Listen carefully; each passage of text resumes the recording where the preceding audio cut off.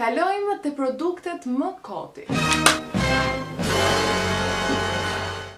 Përshëndetje, mirë se erdhët te kanalin e LunarClips. Unë jam Eda dhe në videon e sotshme do t'u tregoj të gjitha produktet e Maybelline të cilat vlejnë dhe për të cilat nuk duhet të harxhoni lekët tuaja. E di, mund të ishte një hyrje dramatike, por vërtet jam e kënaqur dhe shumë e zgënjur nga disa produkte. Kështu që rini deri në fund të videos dhe do t'u tregoj të gjitha swatches, opinions, reviews, everything. Ndërkohë, më në fund duket se ka ardhur vera, jemi në qershor, dielli ka dalur edhe temperaturat janë shumë të larta, kështu që dhe unë bëra një make-up pak të frymzuar nga deti, nga ngjyrat, edhe ndihem pak kështu si më me energji. Mendoj që dhe ju mund të jeni dakord që kur bën një make-up që s'e ke bërë ndonjëherë ose kur guxon me ngjyrat të jep kështu si një sjellje prej pom. Ti vlen, ti nuk vlen. Në rregull, pa humbur kohë, do fillojmë. Mendova ta filloj me anën pozitive, do ju tregoj produktet e mia të preferuara nga produktet Maybelline që kam përdorur. Unë mora këtë dhuratën nga kushërira ime, e cila jeton në Angli, me produktet e Maybelline. Në fakt mungojnë dy produkte këtu, po do ju tregoj. Për fat të mirë këto produkte janë dhe në Shqipëri dhe mendova amazing, do të bëj disa review. Reviewt më kryesore që doja të filmoja ishin të dy paletave. Dhe në fakt filmova review-n e paletave 24 Nudes, të cilën po e shikoni tani. Vendosa të bëja një full face, një first impressions të gjitha produkteve Maybelline që kisha, të atyre që i kam përdorur më përpara dhe disa të reja nga kjo kuti që mora. Por, për shkak se ajo video nuk shkoi fare ashtu si doja dhe për shkak se isha shumë e zgënjur me disa nga produktet, po bëj këtë video dhe ato nuk po e postoj. Gjithsesi ndoshta do i vendos në një klip këtu, ndërkohë që flas për produktet. Atëherë, do flas për produktet e mia të preferuara. Ti heqim nga kjo kutia. Disa nga produktet e mia të preferuara janë këtu. Produkti im i preferuar numër 1 është The Master Strobing Liquid Highlighter i Maybelline. Unë e kam vendosur sot, sigurisht kam vendosur edhe dy highlighters të tjerë si për kësaj, por është një bazë shumë e mirë. Ndërkohë më falni për duart që i kam gjetur vjeshtje, por po kujdesem për një kotele, një maçok, prej një jave e pak ditë, kështu që do më falni, janë akoma duke u shëruar. Ky është highlighter, është një highlighter liquid, vjen me këtë majën për nxjerr pak dhe sapo e vendosa, dhe është në ngjyrën rose, më së tepërmi. Nëse një highlighter ka nuancën rose, nuk mund të them që i përshtatet të gjitha toneve të lëkurës, se keni një nënton ulliri, nuk ua rekomandoj të vendosni një highlighter me bazë rose, as foundation me bazë rose, pasi do ju dalë si gri në fytyrë. Ndërsa, nëse keni një nënton neutral siç kam unë, ose neutral një nënton të ftohtë të lëkurës, kjo është perfekte për ju, është perfekte, siç e shikoni. Është mjaft reflektive, edhe është një bazë perfekte për vendosur highlighter sipër. Siç kam bërë unë, vendosa këtë bazën dhe pastaj kam vendosur disa highlighter pluhur dhe e bën edhe aplikimin dhe mbajtjen e highlighter gjatë ditës më efektiv. Kështu që kjo është e preferuara ime.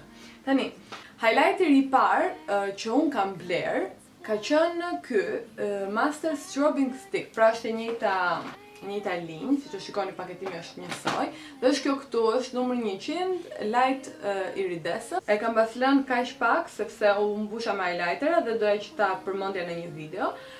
Nëse nuk keni akses të highlighterave të tjerë, ky është shumë i mirë. Tani do t'i bëj swatch këtu. Nuk është e njëjta ngjyrë. Është një ngjyrë shumë natyrale. Siç e shikoni, dhe stick është shumë ngjyrë më natyrale dhe mund ju përshtatet të gjithave ju. Dhe sigurisht është një bazë e mirë për të vendosur një highlighter të dytë, dhe me verën që po vjen dhe faktin që shumë nga ju nuk duan të vënë fare make-up, një highlighter liquid ose kremoz në stick siç është ky, është perfekt për ta vendosur pak, edhe për të mos u shqetësuar për të vënë pluhura e tjerë, dhe nuk do dallohet që e keni lëkurë sepse është një aplikim shumë natyral. Highlighteri tjetër, dhe tani që po kujtoj më duhet që janë të gjithë highlighter, që më pëlqen shumë, të cilën e provova edhe tek videoja që regjistrova, siç u thash, është The Face Studio Chrome Extreme. Kam parë që kjo ngjyra është në Shqipëri, do doja që të sillen edhe ngjyrat e tjera. Gjithsesi kjo është shumë e mirë për të gjitha tonet e lëkurës. Çfarë më pëlqeu nga ky highlighter është që nëse e vendosni tek mozat dhe tek pjesa poshtë do të krijojë një bronzer highlighter aq të bukur, siç e shikoni kur kthej kokën, krijohet një bronzing shumë i bukur, të cilit mund ta përdorni në ditët ku nuk doni të vini shumë make-up, vetëm ky highlighter do t'ju shërbejë dhe si bronzer dhe si highlighter. Shumë i bukur, i pigmentuar dhe isha shumë e impresionuar nga ky dhe u bëj preferuar im edhe pse mendoj që s'do e përdorja fare. Produkti tjetër i preferuar është The Fit Me Powder, për fat të keq nuk e kam parë të jetë në Shqipëri, ose të paktën të dyqanet të cilat unë kam shkuar, është pudra fiksuese e tillë. Kjo është ngjyra fair, edhe është perfekte për të fiksuar fytyrën, për të bërë baking, është e preferuar e Nikki Tutorials, është vërtet e mirë nëse keni mundësi ta blini. Tani, kalojmë te produktet e tjera. Kalojmë tek foundationi. Ky është foundationi SuperStay 24 Hour Full Coverage Foundation i Maybelline. Është foundationi për cilën më keni pyetur më së shumti, nëse është e mirë, nëse mund t'ju përshtatet, nëse keni lëkurë të thatë, siç ju kam thënë, nuk bën.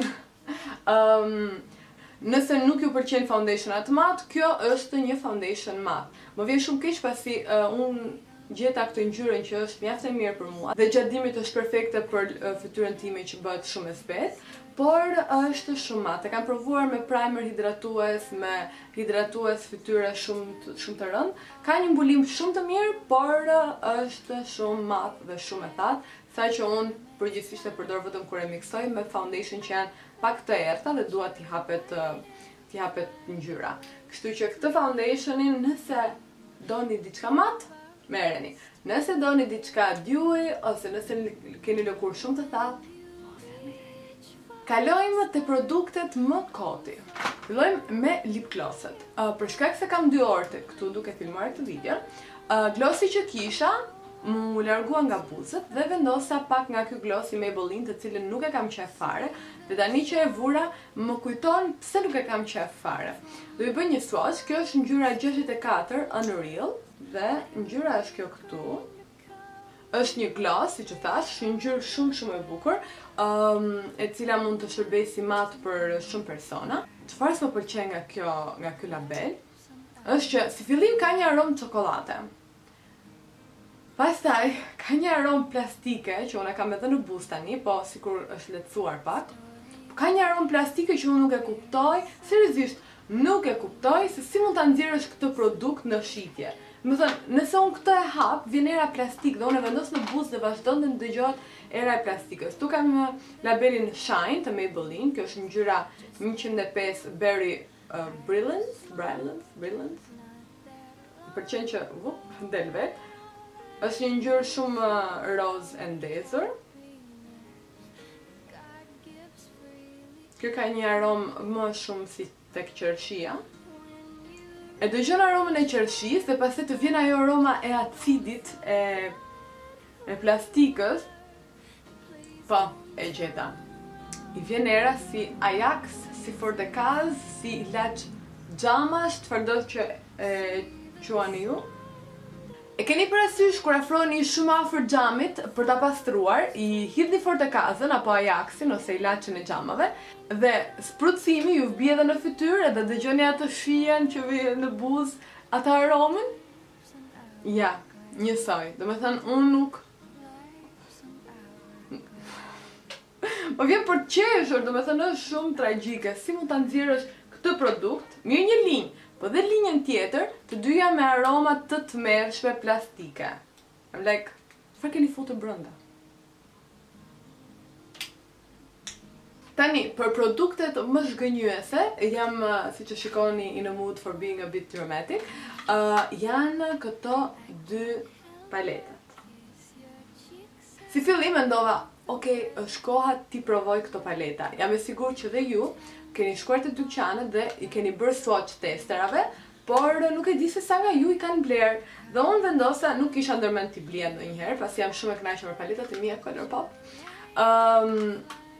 Por me që i kisha, sigurisht thash më në fund të bëj një review, diçka që mund ta gjeni edhe ju në Shqipëri dhe kisha shpresa që vërtet do t'jenë të pranueshme. Atëherë, filloj me paletën e parë. Këtë palet e provova tek videoja që u filmova dhe po ju tregoj pak këtu tani se si doli make-upi në fund. Si që shikoni, i gjithë luku doli një sotshme dhe vetja ngjyrë e cila shpëtoi pak a shumë lukun është goldi këtu. Tani do t'ju bëj disa swatches dhe do t'ju tregoj se kush është problemi me këtë palet. Problemi me këtë palet është që sado që duket që ka një diversitet ngjyrash, gjë e cila ishte edhe një nga faktorët që më entuziasmoi për ta provuar këtë palet, por nëse i bën një swatch, pra e merr ngjyrën dhe e tregon tek lëkura, dalin të gjitha ngjyrat the same color. Do të fillojmë të bëjmë disa swatches, për marrë këtë ngjyrën. Ku t'i bëjmë? T'i bëjmë këtu. Do afroj. Po vendos një second swatch. Okej. Bie pak në sy. Kalojmë me ngjyrën e dytë, kjo ngjyra është si e bardhë. Do kalojmë te dy ngjyrat e kundërta, do marrim këtë lejlan. Lejlaja që është këtu, edhe gishti im. Kanë lidhje dy ngjyrat? Marrim ngjyrën jeshile. Kush ka ngelur? Nga ngelur pinki.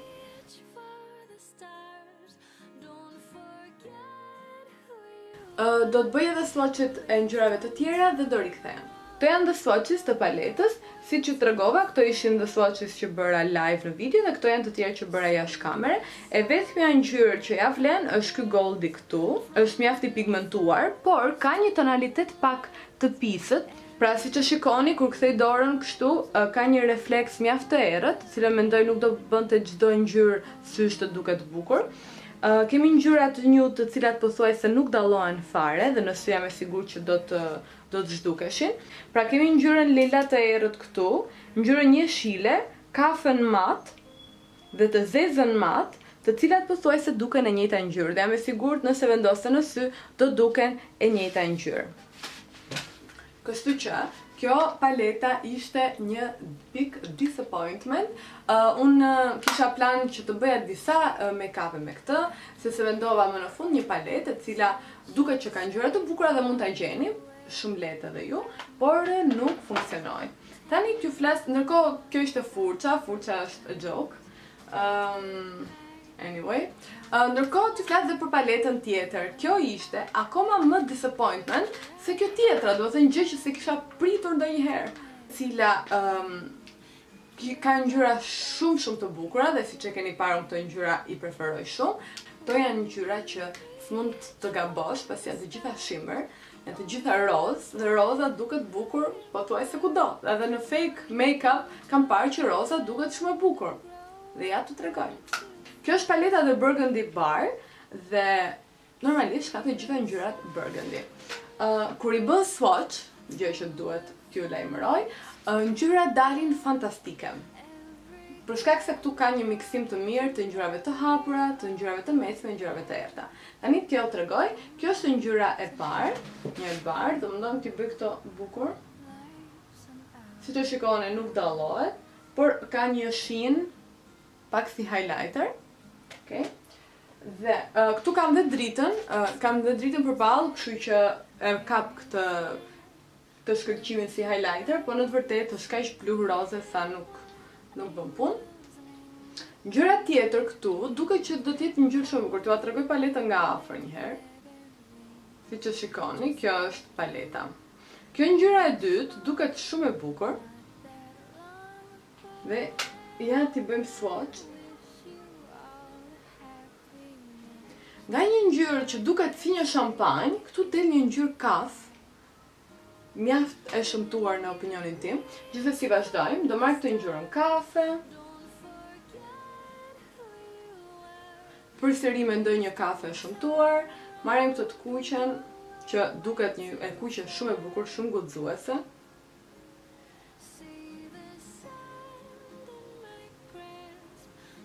Kjo është shumë e bukur. Por përsëri dhe kjo ka në tonin e kafes. Ndërkohë, pjesën tjetër të swatches da bëj jashtë kamere, kështu që kthehemi, mos t'i marr kohë. Dhe këto janë dhe swatches të paletës dhe Burgundy Bar. Siç e shikoni nga dhe swatches, pak a shumë, ngjyrat duken mjaft të bukura të pranueshme. Por nëse e shohim pak me syrin kritik, duken të gjitha të njëjtat ngjyra. Kjo ngjyra këtu nuk dallohet fare, siç e shikoni, siç nuk e shikoni. Kjo ngjyra këtu është një ngjyrë për mendimin tim e papërdorshme.